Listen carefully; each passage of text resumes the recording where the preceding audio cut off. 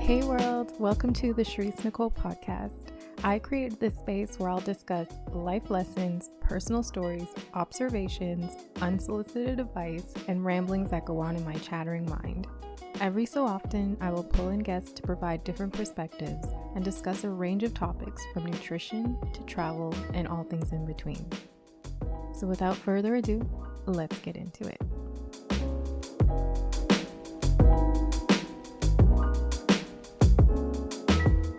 Okay, first off, I am so grateful for the love on my podcast. Guys, you know I was like scared to do this, right? In the beginning, my first episode, if you can remember, I was like so afraid to release it, but I trusted myself to do so. And when I first launched it, I didn't really have expectations necessarily on the feedback I get. I just had faith that it would be received well. And received well it was. People that know me, friends, family, really felt that I was coming across as myself. And I'd be like, good, that's exactly what it is. It's just me. I don't have to try hard to do me, to be me and myself. But I also made it out like that because I want to prove to myself that I don't have to alter my personality in any little bit to feel heard or anything like that. So honestly, there's something about a podcast, there's something about speaking into a mic, there's something just about this whole process which makes me feel more relaxed and that I can just be myself and that it's appreciated, which I feel like it is. So thank you guys for listening and showing love and giving me feedback. Like the best way you could show me love is by giving me feedback, being like, I heard that show, it was great, this is what I thought, And it doesn't have to be positive all the time because like whatever, but you know, I appreciate it. So thank you guys. Thank you for listening to my thoughts and being like, yeah, no, that makes sense, Sherese. Like, or, oh yeah, like I really like that. Or yeah, this happens to me too. Like all of that is so dope. There's just something about that makes me feel so good because, you know, it's like, we are not alone in this life experience. We all go through similar things. But, you know, what I've been hearing a lot, especially is like your podcast just makes me feel like I can do X, Y, and Z because your vulnerability is like courage, or it's courageous to me. So I feel like I can go on to do X, Y, and Z. And honestly, guys, like that's how I'm inspired. I'm inspired by other people that do things that I can only imagine or wish I can do. I mean, in reality, I can do it, but it's like I'm not ready to yet, or I just don't want to go there. But I just find so much courage and strength in the fact that they can do what I wish to do. And then it then just gives me this burst of confidence that makes me feel like I can go on and do it in my own way. So again, it's like that's what inspires me, and that's why I'm doing what I do now. And then through virtue of me doing this and just being transparent and vulnerable, is then giving you the courage to go on and do something that is vulnerable and courageous for yourself. Like that is a gift that keeps on giving, and it's a beautiful thing. So I'm glad that this is how you feel.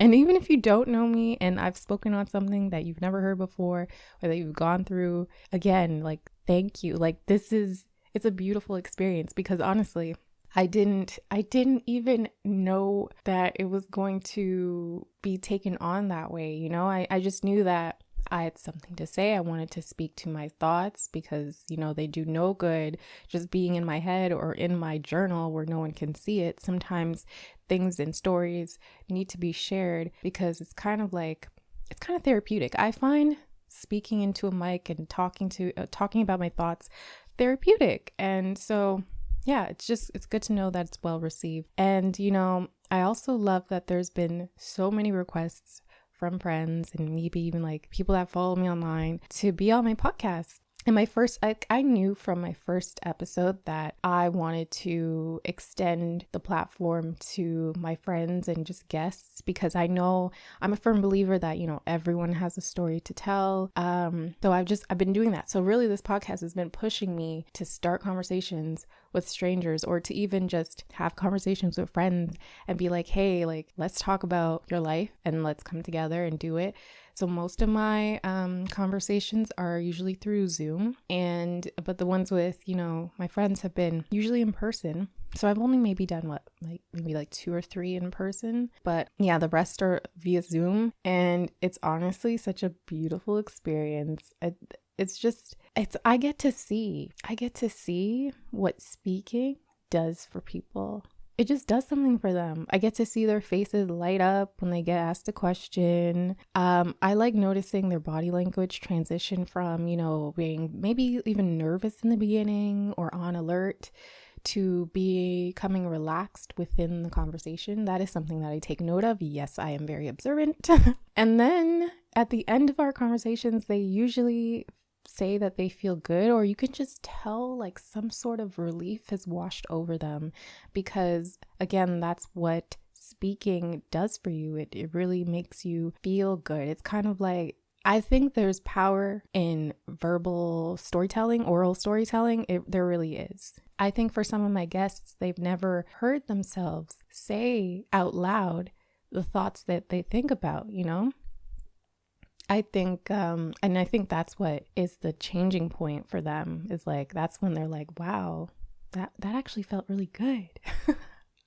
So I love when they come to that understanding of like, wow, this was actually fun, or I feel so much better now, or that was really cool. Like, I've heard all of them. And so I believe that it's through them being able to explore thoughts in their mind that they've never given a voice to. I found it to be just so rewarding to give people that opportunity to explore themselves and to feel better about whatever, just to be able to just even speak your mind. Like, it's a great thing.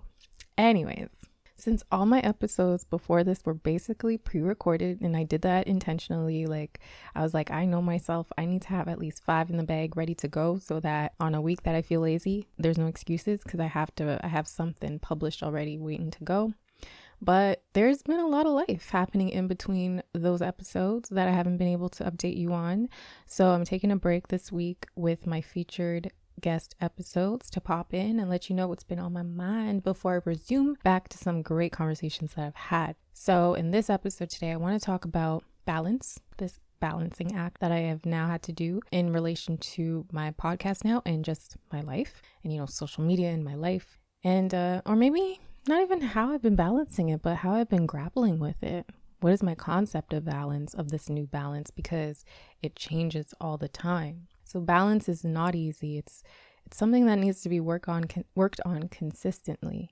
And it's also something that's never too perfect. You just kind of get adjusted to it and then are thrown a curveball and then have to get readjusted to it. And then sometimes I neglect it. So there's a lack of balance. But balance is key to living a smooth life. It really is. It's kind of just, it's something you have to be aware of and keep coming back to. Kind of like Reynolds says in my last episode, you just kind of have to exercise that muscle. Just like I have to exercise that muscle of self-compassion, you have to exercise that awareness of being out of balance. And this is in regards to just my increased usage of social media, more specifically Instagram, because Instagram is one of the tools that I'm using to really promote and push my podcast out there. And so as a content creator, I have a YouTube, I have a website, I have an Instagram, I have Twitter. And in order to keep me sane, I've really had to just focus on 2 of those things. So right now, a lot of my focus for my podcast, marketing and all that is on Instagram. So when I first started my blog back in 2016, around that time, like I'd just been I would use social media like any consumer would. I would just have my own page, but mostly use it to consume other people's media. So images, clothing, music, celebs, stuff like that, whatever. But then I knew when I was going to start my own blog that I needed to be on social media to now promote that blog. And then I was kind of scared because I was like, no, I don't want to be someone that's on it 24/7, checking it first thing in the morning, checking it last thing at night, like all day, being concerned with numbers and stuff. And obviously, guess what happened? I started to fall into that trap of being hyper aware of how many followers I have, how many likes on this, how many likes on that, and then slowly became someone who was creating content in a certain way because I knew I was trying to get more likes and more follows and more this and more that. I think especially in regard to my Instagram page where I was chronicling my food journey, my healing journey, I slowly transformed into someone who, instead of me opening the page and just doing it because I wanted to share and be accountable to the food I ate, when I got more followers, it became more about, okay, what can I do to get more likes? And I felt like, and I literally had kind of like an anxiety. I had anxiety from posting on Instagram because I felt like if I missed one day, that was bad. I can't miss a day. I can't miss, an hour almost of posting. I have to consistently be posting on my stories or my feed. And I have to post what I'm eating every day. And like, not only that, but these pictures better be really nice pictures and they better look like this. Like, I was putting so much pressure on my work that I was like, no, I have to step away from this. And that's what I did.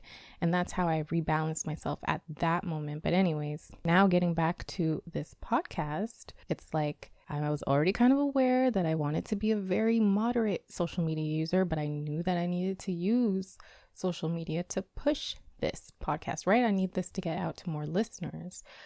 But with that comes like anxiety, especially if I don't have like a routine in place.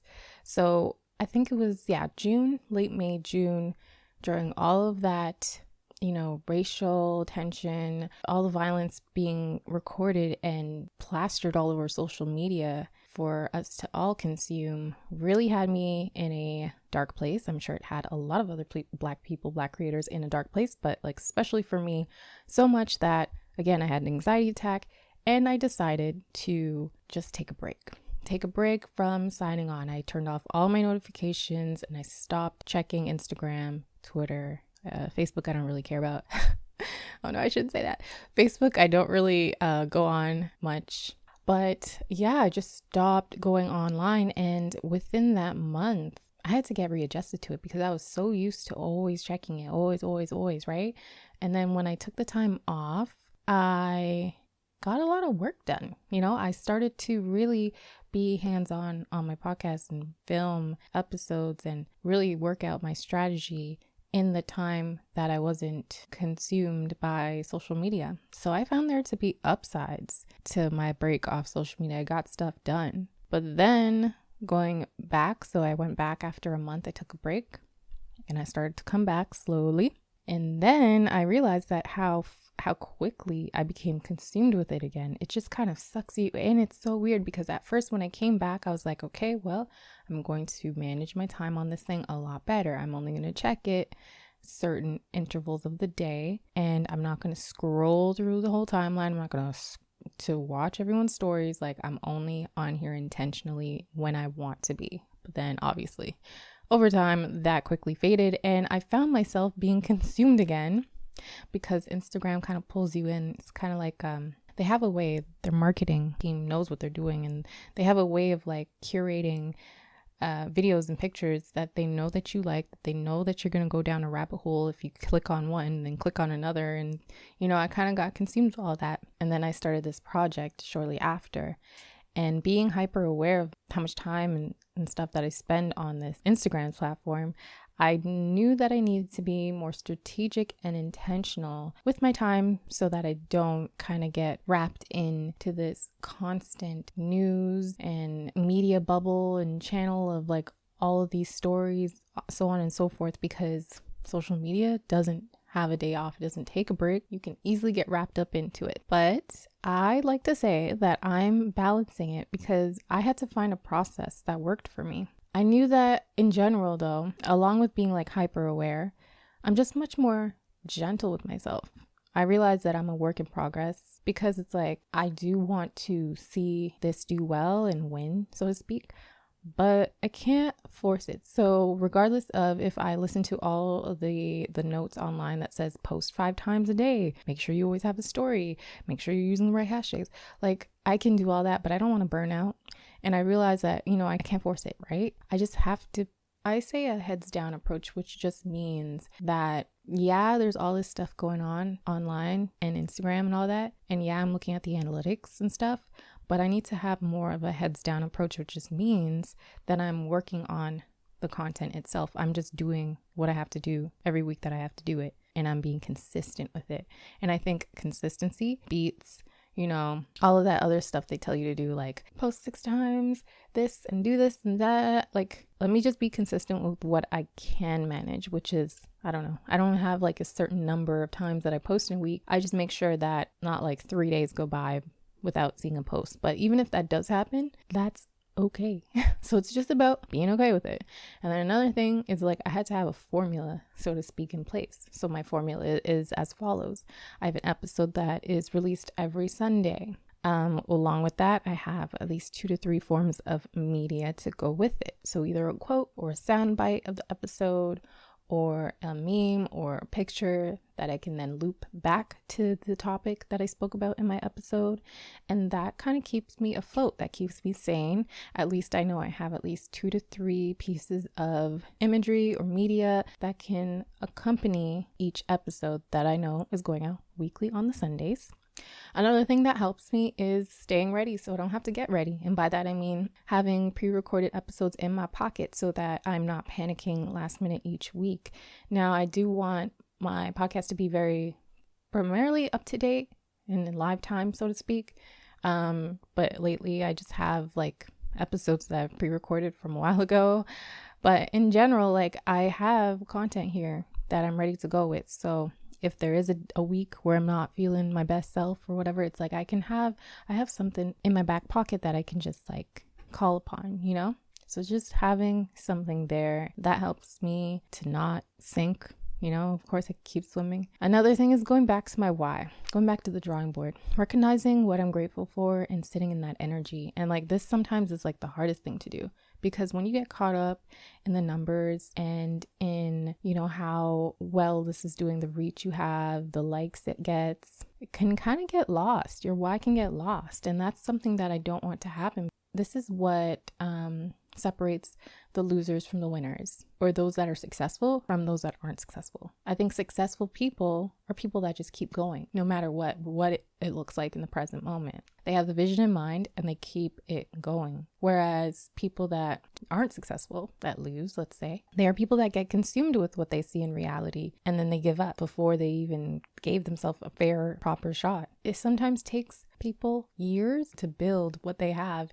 And social media and Instagram specifically is really good at glorifying that idea. But I think for a lot of others, they have been working and grinding late nights, and it takes them years to build and perfect their craft to get to where they are. And then all you see is squeaky clean image of, oh, last year they were in this position, but this year they're in this position. Like, you don't know what went behind that. And I think that also just ties into comparison. Like, your story is not going to be the same as anyone else's. So it's like, for me, going back to my why, drawing on those things, being like, my journey is different and being okay with that. And then realizing why I'm doing it, recognizing my value and everything that I have to give and being firm in that and just sitting in that energy. Like I said, going back out into the world, going back out into my podcast world and dropping new episodes and being secure with that energy. And I get it. It's hard. It's hard for me to even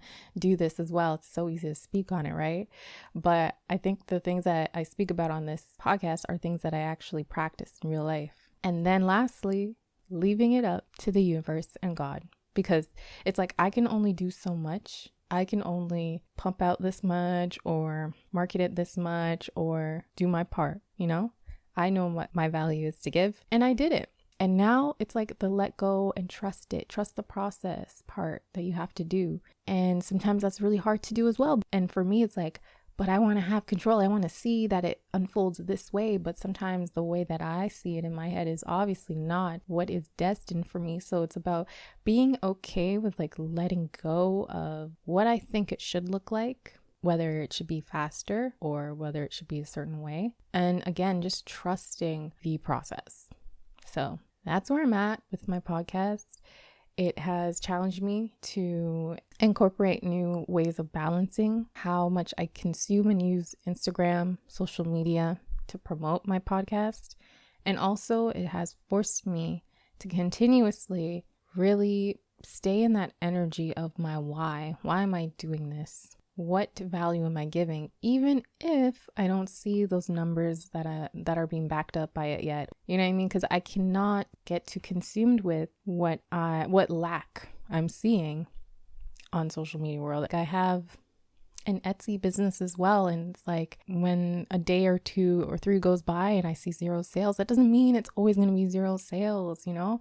There's always a possibility that it can be greater. I just have to believe it. You know what they say? It's like if you can see it in your mind, you can hold it in your hand. So basically, if you can envision it, it can become your reality. But it takes a strong-minded person to really hold on to that mental image and just trust with all your faith that it can come to fruition. So I feel like I kind of looped around the theme of today's conversation.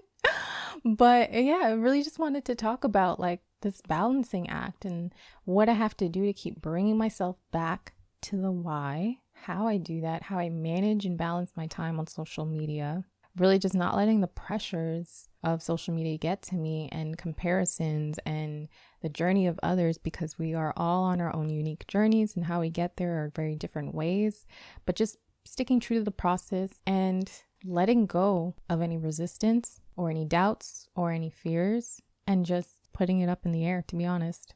I love this. Again, I love doing this. It's a beautiful thing. I'm dedicated to doing this. I want to see this grow. It already has grown since I first launched it. So that's that.